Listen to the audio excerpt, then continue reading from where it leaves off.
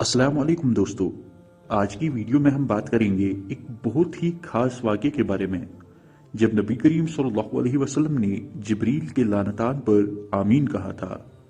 تو چلیے شروع کرتے ہیں اس دلچسپ واقعے کو سمجھنے کے لیے۔ دوستو، ایک دن نبی کریم صلی اللہ علیہ وسلم مسجد میں ممبر پر چڑھ رہے تھے۔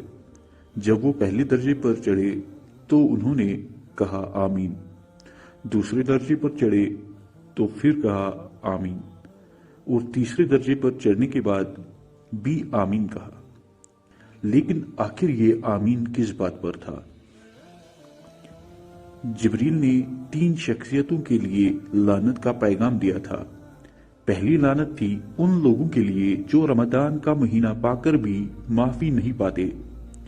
دوسری لعنت تھی ان کے لیے جو نبی کریم صلی اللہ علیہ وسلم کا نام سن کر درود نہیں بھیجتے، اور تیسری لعنت ان پر تھی جو اپنے ماں باپ کی بڑھاپے میں خدمت نہیں کرتے اور اس وجہ سے جنت میں داخل ہونے سے محروم رہ جاتے ہیں۔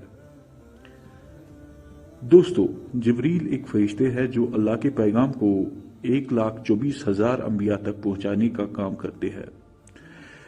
وہ انبیاء کی مدد کرتے ہیں اور انہوں نے ہی حضرت ابراہیم کو حج سکھایا تھا۔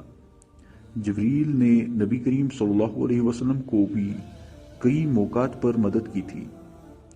جب نبی صلی اللہ علیہ وسلم نے جبریل کی ان لعنتان پر آمین کہا تو اس کا مطلب تھا کہ وہ جبریل کے پیغام سے سہمت تھے۔